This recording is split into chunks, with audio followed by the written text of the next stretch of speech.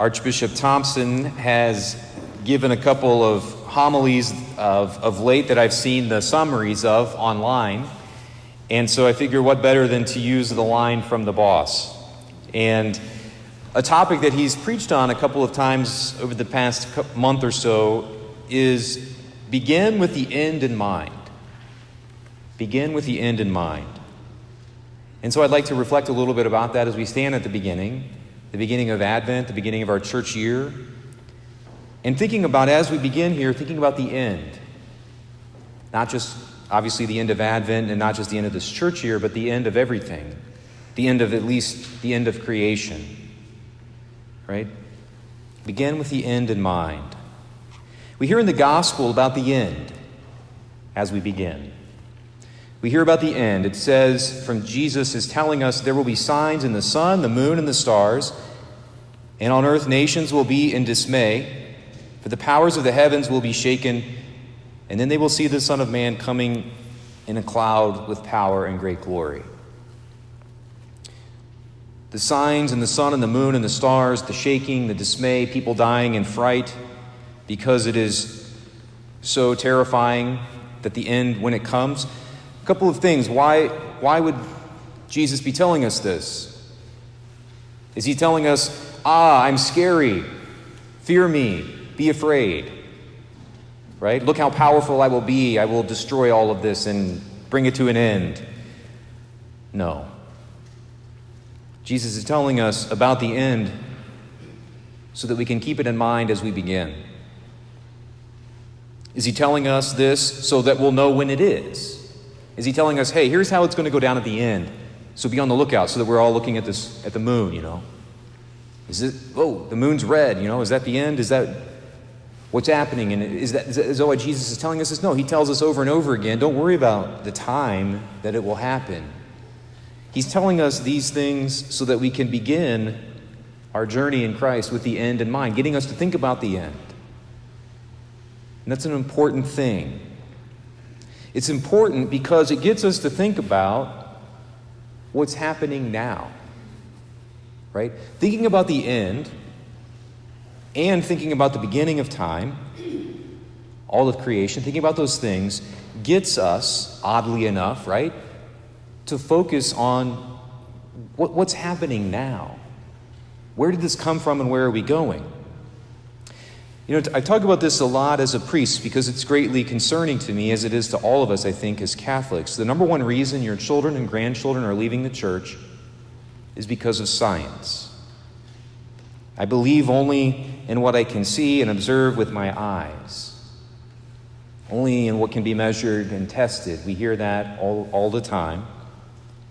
People are leaving the Catholic Church 6 times greater rate than are being baptized. And I think that those who say, though, that they leave God because of science, it is they're the saddest of all people. And I would even go so far as to say the least intelligent of all people. Because I think even the cultures before Christ realized we came from somewhere and that we're heading somewhere, right? The belief that I'm only going to believe in what I can see right now and only what science will tell me. Science never makes the claim to be able to tell us the theory of everything, right? And so even if you want to tell yourself that if you give a monkey long enough, they'll eventually start speaking and writing poems and invent the internet and fly to the moon and come up with the Declaration of Independence and the 4 cardinal virtues, it still doesn't explain where monkeys came from. Nor does it explain where they're going or why they're here and why there's monkeys in the first place. We begin this Advent thinking about the end. Science cannot tell us where everything came from, and no real scientist would ever pretend to be able to say that. The person, again, that came up with the Big Bang Theory was a Catholic priest. He stayed Catholic after he came up with it. Science cannot tell us where everything came from.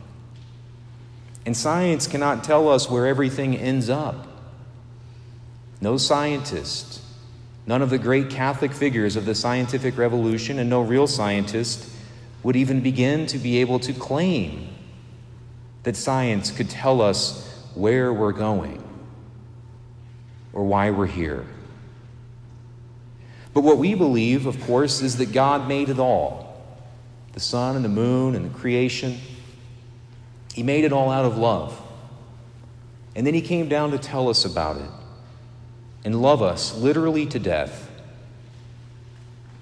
Think about that. God came down to tell us about himself, creation, why he made it, and then to love us literally to death, to show us the way.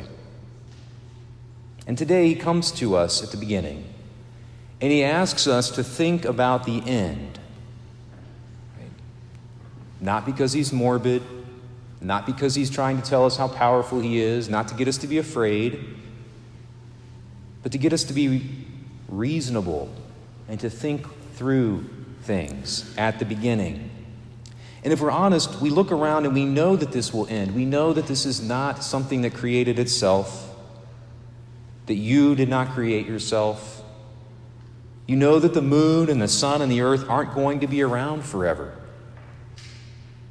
Thinking about beginnings and endings of things, and the beginning and ending of your own life, and the beginning and ending of other people around you, and all life, and all creation, that kind of sobers us up from thinking that we can explain everything. And so we begin this year, this church year, this Advent season, with the end in mind. In fact, we ought to begin every day with the end in mind. We reflect this Advent on the reality of things seen and unseen.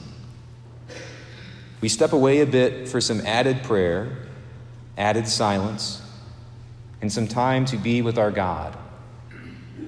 And as we said in the psalm today, this Advent, may we make it our prayer as well. To you, O Lord, I lift my soul.